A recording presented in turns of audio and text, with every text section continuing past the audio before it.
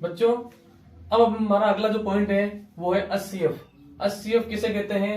HCF एक प्रकार से सार्वगुणनखंड संख्या है। सार्वगुणनखंड संख्या मतलब कि यहां पर ये कॉमन फैक्टर है। कॉमन फैक्टर है।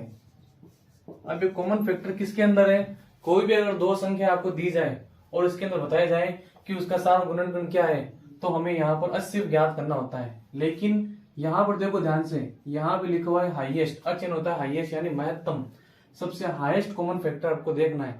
जैसे मान लो हम एग्जाम्पल लेते हैं, सबसे पहले समझने के लिए एग्जाम्पल नंबर, जैसे हमारे पास दो संख्या है 12 और 16। अगर 12 और 16 की अगर हम बात करें कि इन दोनों के अंदर कॉमन फैक्टर कौन सा है, तो यहाँ इसको निकालने के लिए हमें क्या करना पड़ेगा? सबसे पहले इनके अभाज्य गुणनखंड करने पड़ेंगे। 2 इंटू 2 इंटू 3 और 16 हो जाएगा 2 इंटू 2 इंटू 2 इंटू 2।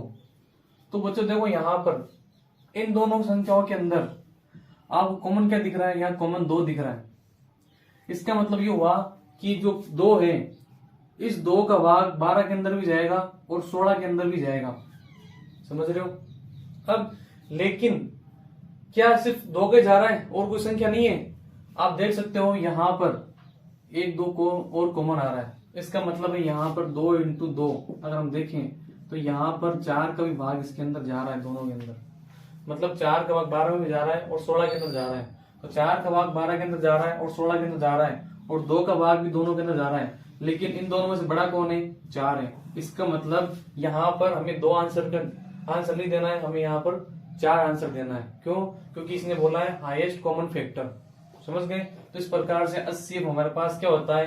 कोई भी दो संख्याओं का हाईएस्ट कॉमन फैक्टर जिसका भाग इन दोनों संख्याओं के अंदर जाता हो, उसे एचसीएफ कहते हैं। अब हम यहाँ पर कुछ एग्जाम्पल ले लेते हैं, जैसे एचसीएफ समझने के लिए ये ध्यान रखना है, ये सार्वगुणनखंड होता है दोनों संख्याओं के अंदर। ये तो समझ गए।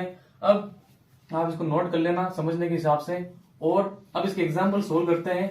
सबसे पहले हम क्या करते हैं, अगर दो संख्या हमें दी जाए बच्चों, जैसे अगर मान लो आप एग्जाम में सवाल आ गया कि इन दो संख्याओं का आपको एचसीएफ ज्ञात करना है, तो सबसे पहले हम एग्जाम्पल ले लेते हैं जिसमें दो संख्या दी जाए, दो संख्याओं का एचसीएफ ज्ञात करना है। अब दो संख्याओं का एचसीएफ कैसे ज्ञात करेंगे? सबसे पहले हम दो संख्या लेते हैं, जैसे 36 और 84 हमने ले लिए। अब इन दोनों का हमें क्या करना है कि यहाँ पर एचसीएफ निकालना है। बच्चों ध्यान से देखो, यहाँ पर इन दोनों के अंदर क्या है? ये दोनों सम संख्या है, मतलब इन दोनों के अंदर भाग जा रहा है 2 का। तो यहाँ पर 2 एचसीएफ हो सकता है, लेकिन यहाँ पर हाईएस्ट फैक्टर नहीं है वो, है ना। तो यहाँ पर हमें इसको निकालना किस प्रकार से? सबसे पहले हमें क्या करना है, इस साइड में आप क्या करोगे, अब हमारा अभाज्य गुणनखंड है ना, वो सेकंड प्रायोरिटी हो गया है। अब हमें यहाँ पर सिर्फ उनके गुणनखंड करके लिखना है। तो यहाँ पर 2 का भाग हमने दिए, यहाँ पर 2 का भाग 3 के अंदर गया कितनी बार? 1 बार। और फिर हमारे पास बच गया कितना? 1 बचा है, क्योंकि 2 का भाग 3 में गया, 2 1 2 3 में से 2 के बच गया 1, तो 16 हो गए। 2 को 16 के अंदर 8 बार। अगर आपको समझ में नहीं आए तो आप बार और भाग देख करके देख लेना, फिर आप सीख जाओगे अपने आप ही कि यहाँ पर 2 का भाग 36 के अंदर किस प्रकार से गया है। भाग विधि से कर सकते हो। वापस से 2 का भाग देना है, यहाँ पर 2 का भाग 1 में जाएगा नहीं, पूरी संख्या लेनी है आपको। 2 का भाग 18 के अंदर गया 9 बार। अब यहाँ पर देखो, वापस 2 का भाग देना चाहो देख लो, जाएगा नहीं वैसे तो। अगली अभाज्य गुणनखंड संख्या 3 का भाग 9 के अंदर गया 3 बार, और 3 का भाग 3 में गया 1 बार। तो इस प्रकार से हमने क्या किया, 36 के तो अभाज्य गुणनखंड के रूप में लिख लिया। 36 is equal to 2 into 2 into 3 into 3, ये हमने लिख लिया। अब अगली संख्या जो हमारे पास है वो है 84। 84 का हमें क्या करना है, अभाज्य गुणनखंड भी करना है। तो यहाँ पर 2 का भाग दिया, इसके अंदर कितने बार चला गया हमारे पास? यहाँ पर 4 बार, इसमें चला गया 2 बार। बहुत ही आसान तरीके से बच्चों आपको समझ आएगा। बस आपको क्या करना है, वीडियो स्किप नहीं करना है, देखते चलते रहना है, आप सीख जाओगे। और ये मान के चलो, जब आपकी स्कूलें खुलेगी तो आपको इसका बहुत ही फायदा होने वाला है। आप आसानी से इन सवालों को प्रैक्टिस कर पाओगे, क्योंकि बोर्ड एग्जाम के लिए बच्चों को कम से कम 2 से 3 बार अगर बुक क्लियर होती है ना, तब ही उसके एग्जाम के अंदर आसानी से सवाल जवाब होते हैं। नहीं तो फिर दिमाग के अंदर डाउट रह जाता है ये किस प्रकार से हुआ था। तो इस क्लास के अंदर हम क्या कर रहे हैं कि हमारे ज्यादा से ज्यादा हम प्रैक्टिस कर रहे हैं, जो कॉमन चीजें होती है ना एग्जाम के अंदर वही हमें दिक्कत देती है। इसलिए यहाँ पर कॉमन चीजों की आपको प्रैक्टिस अच्छी तरीके से कर लेनी है।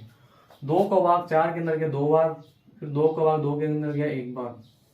वापस से देखो यहाँ पर अब एक बात और मैं आपको समझा दूं, अगर मान लो विषम संख्या आ गई है तो यहाँ पर अब तो सम संख्या का भाग जाएगा भी नहीं, विषम संख्या के जाएगा। और हमारे पास आपको बात एक और ध्यान रखनी है, सिर्फ 2 ही ऐसी सम संख्या है जो यहाँ अभाज्य गुणनखंड है, बाकी जितनी भी जो अभाज्य संख्या है वो सभी विषम संख्या ही है।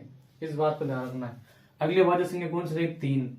3 का भाग 21 में गया 7 बार, 7 अभाज्य संख्या है तो 7 का भाग 7 में गया 1 बार। इस प्रकार से हमने क्या किया, 84 को लिख लिया यहाँ पर, और हमारे पास 2 इंटू 2 इंटू 2 इंटू 3 ये हमारे पास संख्या आ गई।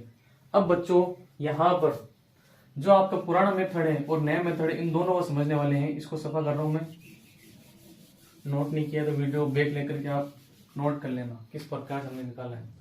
अब यहाँ पर पहले मैं आपको पुराना वाला मेथड समझा दूं जो आपने पिछली कक्षा के अंदर किया था कि 80 कैसे निकालते थे, माइनस से कैसे निकालते थे, है ना। तो यहाँ पर क्या करते थे, इनका अभाज्य गुणन करने के बाद में हम ये देखते थे कि यहाँ पर कॉमन संख्या क्या है, ये भी कॉमन, ये भी कॉमन, ठीक है, और यहाँ पर ये भी 3 कॉमन है। अब इनको क्या करना है, जो कॉमन है उनको ले लो। तो HCF का मतलब यहाँ पर ध्यान रखना है, HCF क्या होता है, यहाँ पर अधिकतम, ठीक है, सार्वगुणनखंड होता है, सार्वगुणनखंड,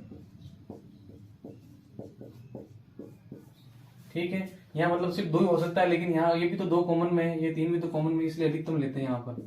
तो यहाँ पर 2 इंटू 2 इंटू 3, तो इस प्रकार से हमारे पास क्या हो गया, इसके अंदर आप देख सकते हो 2 को 2 से मल्टीप्लाई किया कितने हो गए 4, 3 का 3, फिर 4 को 3 से मल्टीप्लाई किया कितने हो गए 12। तो इस प्रकार से HCF जो है हमारे पास 36 और 84 का HCF कितना आ गया, 12 आ गया। ये हाईएस्ट कॉमन फैक्टर है, इसके बाद में इसी कोई संख्या आएगी नहीं जिसका भाग इन दोनों के अंदर जाए। समझ गए बच्चों। चलो अब यहाँ पर अगर ये मेथड आपको समझ में आ गया तो ठीक है, जो आपके 10th क्लास के अंदर जो मेथड अप्लाई किया गया है उसको भी एक बार देख लो किस प्रकार से किया गया है। इसमें क्या किया गया है कि यहाँ पर जो नंबर्स है ना उनको घातांक रूप में चेंज किया गया है। कैसे, मतलब यहाँ पर 2 की घात 2 कितने बार 2 बार है, 2 की घात 2 इंटू 3 की घात 2। अब यहाँ पर 2 की घात 2 वापस इंटू 2 की घात 3 इंटू 3 की घात 1। इस प्रकार से हो गया। अब अगर मान लो यहाँ पर आपको HCF निकालना है तो यहाँ पर HCF निकालने के लिए आपको क्या करना है, इसके अंदर सबसे पहले देखना है, इसके अंदर 2 है, इसके अंदर भी 2 है तो 2 को लिख दिया, यहाँ पर भी 3 है, यहाँ पर भी 3 है, 3 को लिख दिया। जो दोनों के अंदर होगा उस संख्या को लिख देते हैं। अब यहाँ पर हमें क्या करना है, इन देखो 2 यहाँ 2 की पावर 3 है, यहाँ 2 की पावर 2 है, तो हमें यहाँ कम वाला लेना है, तो 2 की घात 2। यहाँ पर 3 की घात 2 है, 3 की घात 1 है, तो यहाँ कम वाले लेना है। इसी प्रकार से वापस वही चीज हो गई। देखो यहाँ पर 2 इंटू 2, यहाँ पर 2 की घात 2 को लिख सकते 2 इंटू 2 इंटू 3, तो यहाँ पर 2 दूनी 4 इंटू 3, इस प्रकार 4 है 12। तो इस प्रकार से ये हमारा 2 संख्या का HCF हो गया। अब हम क्या करेंगे, 3 संख्या का HCF सीखते हैं, लेकिन वापस से रिपीट कर देता हूँ एक बार। देख लो यहाँ पर 36 और 84 का आपको क्या करना है, सबसे पहले अभाज्य गुणनखंड करना है। अभाज्य गुणनखंड करने के बाद में जो जो आपको कॉमन दिखे उनको कॉमन लेकर के आपको नीचे गुणक के रूप में लिखना है। और लिखने के बाद में बच्चों आपको क्या करना है, इनको मल्टीप्लाई कर लेना और आपका HCF निकल जाएगा। आपको जो 10th क्लास के अंदर है वो इस प्रकार से मेथड है कि आपको पहले घातांक के रूप में चेंज करना है, और घातांक के रूप में चेंज करने के बाद में यहाँ पर जिस संख्या जो कम घात वाली संख्या है उसके ऊपर घात कम लगानी है। 3 की घात 2, 3 की घात 1 में से घात कम इसके पास है, ये सोल्व हो गया। इस प्रकार से 12 आ गया ये आपका HCF। तो ये तो था हमारे पास जो HCF 2 संख्याओं का है। अब हम क्या करते हैं, 3 संख्या वाले HCF प्रैक्टिस में कर लेते हैं, जो आपको मैं समझा दूं। चलो आगे बढ़ते हैं। अब अगला जो हमारे पास है 3 संख्याओं का HCF कैसे निकालते हैं, ज्यादा कोई हार्ड नहीं है। 3 संख्या का HCF निकालने के लिए तीनों के अंदर वो संख्या कॉमन रहेगी तो हम उसको HCF के अंदर ले लेंगे, नहीं तो नहीं लेंगे। जैसे मान लो अगला एग्जाम्पल लेते हैं, 3 संख्याओं का HCF, 3 संख्याओं का HCF। अब एग्जाम्पल के अंदर हम 3 संख्या लेते हैं। एग्जाम्पल नंबर 1 सबसे पहले तो हमारे पास यहाँ पर एक ले लेते हैं हम 35, फिर हम लेते हैं 75 75, फिर हम लेते हैं 105। अब हमारे पास ये 3 संख्या है, इन 3 संख्या को हम क्या करते हैं, HCF निकालते हैं। तो देखो सबसे पहले वही मेथड अभाज्य गुणनखंड करना है। 35 के अंदर आप भाग दोगे यहाँ पर सबसे पहले 2 का, तो 2 का भाग 3 के अंदर जाएगा नहीं, या फिर पीछे विषम संख्या है तो आपको ध्यान रखना है यहाँ पर 2 का भाग तो जाएगा नहीं, विषम संख्या के भाग जाएगा। अब 3 स्टार्ट करते हैं, 3 का भाग 3 में गया एक बार, लेकिन 5 में नहीं गया, वापस यहाँ पर क्या करना है आपको 5 का भाग ही देना है। 5 का भाग 3 में तो जाएगा नहीं, पूरी संख्या के अंदर देख लेते हैं। 3 का भाग 35 में 5 7 35 हो जाएगा, ठीक है। 5 7 जा 35। अब 7 का भाग 7 में गया एक बार। इस प्रकार से हमारे पास जो 35 है वो आ गया हमारे पास 5 into 7। अगला हमारे पास संख्या कौन सी है, 75 है। 75 के अंदर भी 2 का जाएगा नहीं, 3 से स्टार्ट करते हैं। 3 का भाग क्या हुआ 7 के अंदर के 2 बार, 3 दूनी 6, ठीक है। तो 3 2 6 मतलब 2 बार गए। आपको मैंने बताया था कि आपको यहाँ पर भागफल को लिखना है। किसको लिखना है, भागफल को लिखना है, इस बात का ध्यान रखना है। शेष फल जो बचेगा ना वो यहाँ आप इस जगह कर सकते हो। तो यहाँ पर 3 का भाग 15 के अंदर कितने और गया 5 बार। अब यहाँ इसके अंदर 3 का भाग नहीं जाएगा 25 के अंदर, 5 पे देना पड़ेगा। 5 का भाग 25 में गया 5 बार, फिर 5 का भाग 5 में गया एक बार। तो इस प्रकार जो 75 है, 75 को हमने लिख लिया 3 into 5 into 5, ये लिख लिया। अब हमारे पास अगली संख्या कौन सी है, 105। 105 को सोल्व करते हैं बच्चों। तो 105, इन चीजों को आपको क्या करना है, साथ साथ में नोट करते रहना है। एक रफ कॉपी ले लेना बच्चों आप, और इनको आपको नोट करना ही है। जैसे जैसे आपके चैप्टर आएगा आपको नोट करोगे, और आप फिर जब अपनी क्लास के अंदर स्कूल के अंदर इसको पढ़ोगे तो आपको बहुत ही आसान लगने वाली है। ये क्लासेस के थ्रू आपकी जो क्लासेस लगेगी चैप्टर वाइज तो आपको बहुत आसान लगेगी। अब 3 से स्टार्ट करते हैं आपस। 3 का भाग इसके अंदर 10 में गया कितनी बार, 3 3 के 9, 3 बार गया।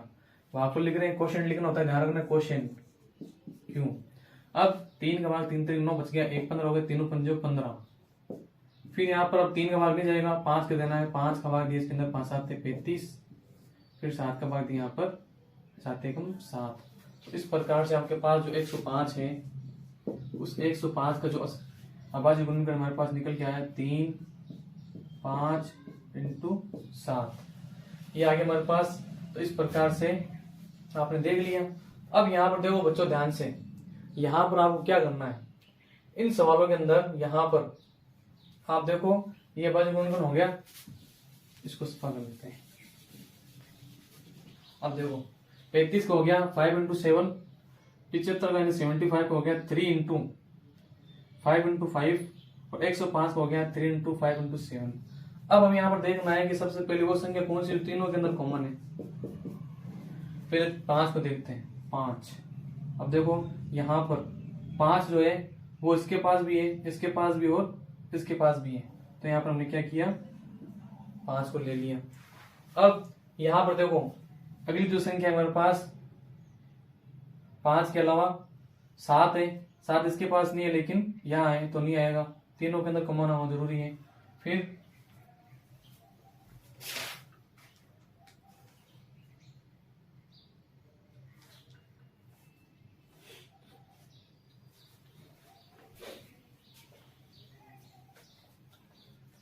हमारे पास इस प्रकार से तीनों के अंदर क्या है, सिर्फ 5 ही संख्या है जिसका भाग इन दोनों के अंदर जाएगा। इसके अलावा कोई ऐसी संख्या है नहीं जिनका भाग इसके तीनों के अंदर जाएगा।